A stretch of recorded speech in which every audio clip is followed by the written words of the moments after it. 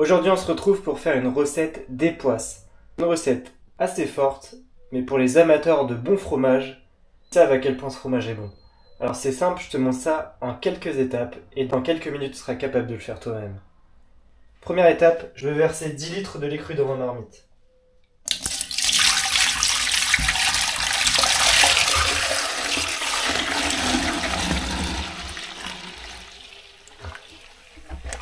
Et je vais le faire chauffer déjà à 32 degrés. Une fois que j'atteins la température que je souhaite, je vais pouvoir ajouter des ferments mésophiles. J'ajoute donc 1/8 de ferment mésophile lyophilisé. Et je laisse réhydrater 1 minute. Et maintenant je vais brasser pendant 1 minute. C'est pas? Ouais, ça va, c'est pas trop, ça j'aime pas comment faire. Et maintenant je vais laisser tout ça maturer pendant 30 minutes à couvert. Maintenant que mon lait a bien maturé, je vais pouvoir ajouter la présure.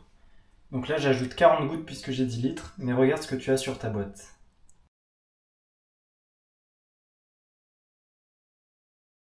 Comme vous voyez, c'est une recette où il n'y a pas beaucoup d'ingrédients. Mais vous verrez, au moment de l'affinage, c'est là où on va ajouter une autre bactérie qui va former la croûte. Maintenant, je vais essayer de faire en sorte qu'il n'y ait plus de mouvement dans le lait. Et je vais le laisser reposer pendant 30 minutes. Je vais maintenant venir vérifier que mon cahier a pris. Je tourne mon couteau. Comme on voit, il a pris légèrement, mais pour cette recette, on cherche à avoir un cahier qui va pas être hyper solide pour que ça puisse bien s'évacuer. Mais sinon, ça fait l'affaire. Ça fait quand même une tranche nette. Donc je vais découper. Le but, c'est d'atteindre des grains de la taille d'une noisette à peu près.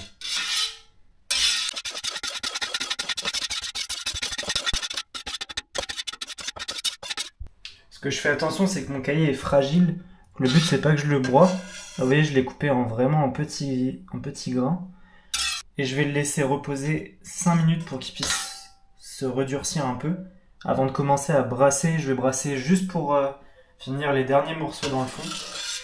Et ensuite, ça sera direction le moule. Je vais venir brasser délicatement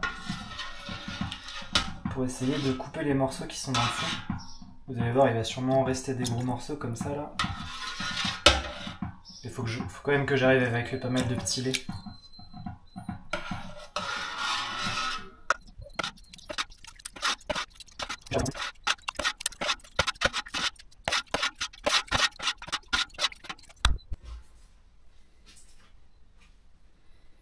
Je vais commencer à remplir mes moules. Ce que je peux faire, c'est retirer un petit peu du petit lait déjà.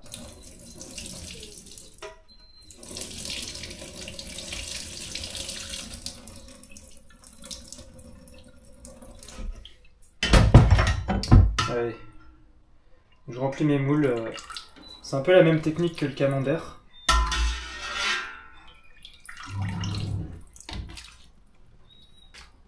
D'ailleurs, j'ai choisi de faire le même procédé d'égouttage que le camembert, donc dans des moules sans fond, pour favoriser l'égouttage au maximum. Quand je verse, vous voyez, je tiens le moule, parce que le risque, c'est que le moule se relève, et ça m'arrive des fois avec les camemberts, que le cahier parte par le dessous. Donc là, j'essaye de faire que ça n'arrive pas.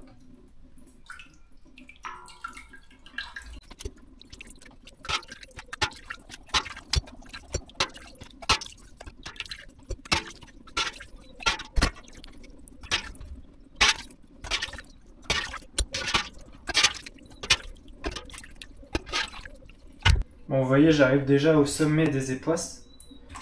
Mais ce que je vais faire, c'est que je vais remplir d'autres moules. Vous, de toute façon, faites des recettes à partir plutôt de 5 litres, la moitié.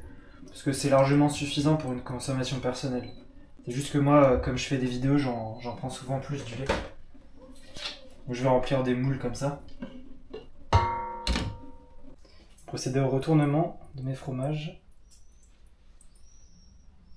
Donc vous voyez, j'ai basculé, j'ai plus que 3 moules et j'en ai mis dans les faisselles sinon. C'était un peu compliqué sinon à gérer. Donc je mets mes tapis, une deuxième grille. je retourne d'un coup sec.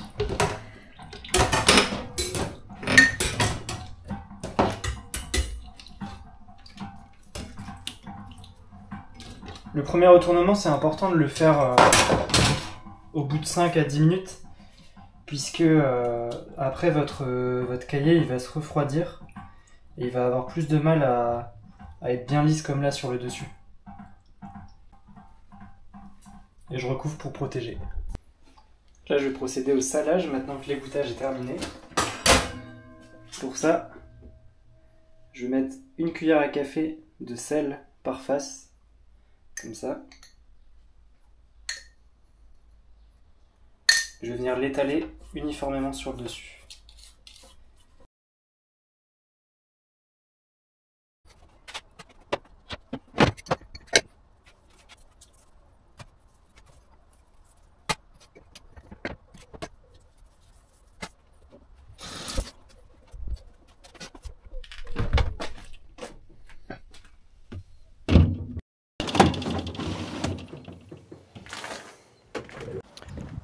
Pour ma recette des poisses, durant l'affinage, ce que je vais devoir faire, c'est badigeonner mes fromages avec une solution que vous voyez ici.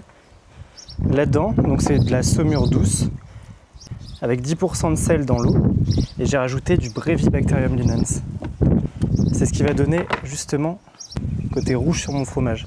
Donc je prends mon fromage et je vais le badigeonner sur toute sa surface. Je fais uniquement la surface qui va être sur le dessus. Et je vais faire ça sur tous mes fromages. Voilà. Il ne me reste plus qu'à répéter cette opération deux fois par semaine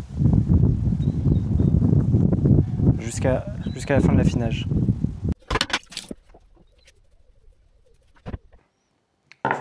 Voilà le résultat de mes époisses.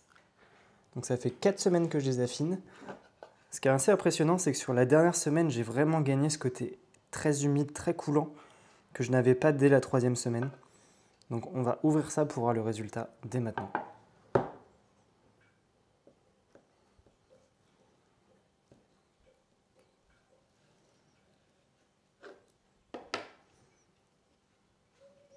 Voilà l'intérieur. En fait, c'est assez marrant, on dirait, ça ressemble vraiment à un camembert, je trouve un peu l'intérieur. Je n'ai pas vraiment en tête à quoi ça ressemble exactement un époisse à l'intérieur. Et du coup, là, on a un côté qui est très coulant, très crémeux, ça fait vraiment penser à du camembert. Ensuite, sur l'extérieur, notre côté très humide, très poisseux, qui pour moi est assez caractéristique de l'époisse. Je vais goûter ça.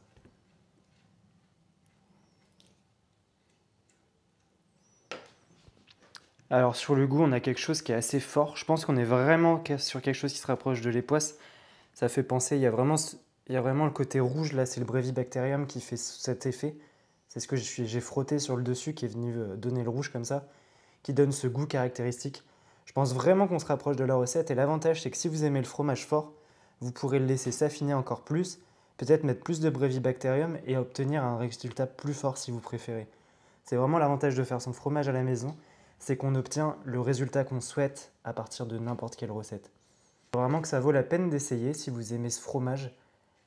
Vous pouvez le réaliser à partir du kit pour les camemberts sur mon site. Je vends un tube de Brevibacterium quelque part, par exemple sur Yatou Fromage Maison. Je vous dis à très bientôt pour une prochaine recette.